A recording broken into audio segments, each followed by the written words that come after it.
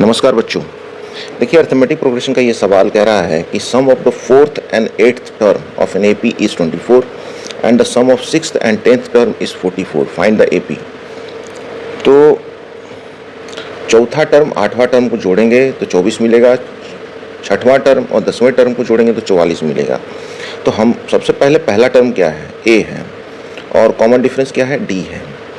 तो A plus 4 minus 1 D, क्योंकि चौथा टर्म तो एन का वैल्यू 4, फिर प्लस ए प्लस आठवां टर्म, इसको जोड़ेंगे तो हमको 24 मिल रहा है। तो A plus 3d plus A plus 7d equal to 24, 2a plus 10d equal to 24, 2 common ले लेंगे तो a plus 5d equal to 24। तो a प्लस 5d की वैल्यू आ जाएगी 24/2 यानी कि 12।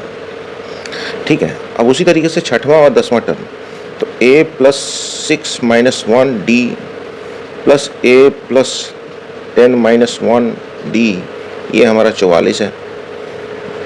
ये हो जाएगा 5d, ये हो जाएगा 9d, ये हो जाएगा 44। तो 2a प्लस 9.14 44, 2 कॉमन ले लेंगे, a plus 7d equal to 44 और a प्लस 7d हो जाएगा मेरा 44/2 22। तो एक हमको टर्म मिला a plus 5d equal to 12, है ना, 12 मिला, और फिर मिला a plus 7d equal to 22। अब लीनियर इक्वेशन की तरह इसको घटा दीजिए, ये कैंसिल हो गया। तो minus 2d equal to minus 10, तो d का वैल्यू आपको कितना मिल गया, 10/2 5। अब d का वैल्यू आपको मिल गया तो किसी एक इक्वेशन पे रख के आप a का वैल्यू निकालेंगे। तो इस वाले पे रख देते हैं, तो a plus 5 into 5 equal to 12, तो a plus 25 equal to 12, a equal to 12 minus 25, a का वैल्यू हो जाएगा -13। ठीक है, तो -13 है और d का वैल्यू 5 है। तो पहले -13, फिर -13 में 5 ऐड करेंगे तो -8 हो जाएगा, फिर इसमें 5 ऐड करेंगे तो -3 हो जाएगा, फिर 5 ऐड करेंगे तो 2 हो जाएगा, 7 हो जाएगा। इस प्रकार से ये एपी चलेगा, यही ये सवाल कह रहा है।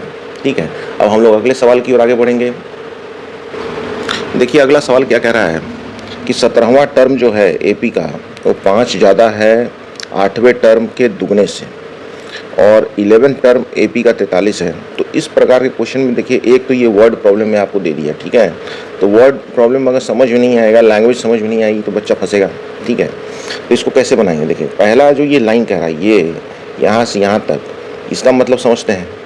ये कह रहा है 17वां टर्म, तो a plus 17 minus 1d, a और d हमको पता तो है नहीं, कह रहा है कि 5 ज़्यादा है 8वें टर्म के दुगने से, तो 8वां टर्म को दुगना कर दीजिए, ये हो जाएगा a प्लस 8 माइनस 1d, ये 8वां टर्म का दुगना हो गया और इसमें हमको 5 ज़्यादा जोड़ देना है। तो ये हो जाएगा a plus 16d equal to 2a, ये घट के 7d हो जाएगा, तो 7d इंटू 2 14d प्लस 5, है ना। अब एक तरफ सबको ले आते हैं, तो a minus 2a plus 16d minus 14d equal to 5, minus a plus 2d equal to 5, एक हमको इक्वेशन मिल गया। अब दूसरा कह रहा है कि अगर 11वां टर्म AP का 43 है, यानी कि a प्लस 11 माइनस 1d 43 है, तो a प्लस 10d आपका 43 है। ये आपको दूसरा इक्वेशन मिल गया। अब पहला दूसरा इक्वेशन को लीनियर इक्वेशन की तरह इसको सॉल्व कर दीजिए, तो आंसर आ जाना चाहिए कि कट जाएगा। ये 12d इक्वल टू 48 और d का वैल्यू हो गया 48/12, तो 4 आया। d का वैल्यू आप यहाँ पे रख दीजिए, minus a plus 2 into 4 equal to 5, minus a equal to 5 minus 8, minus a equal to -3, minus minus cancel हो गया, a का वैल्यू आ गया 3। तो इसमें क्या होगा,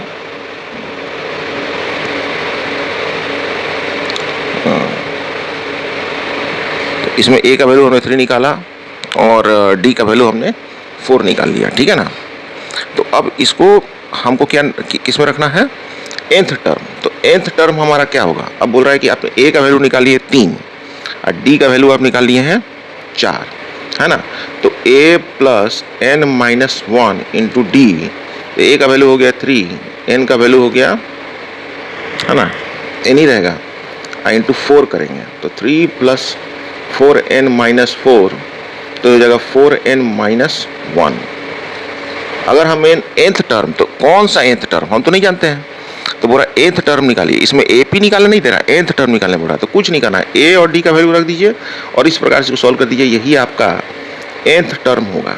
ये दोनों सवाल बोर्ड में आया हुआ है पहले, ठीक है। 1-2 नंबर में आ सकता है, आसान है लेकिन घुमा देता है, घबराना नहीं है, ठीक है ना। धन्यवाद।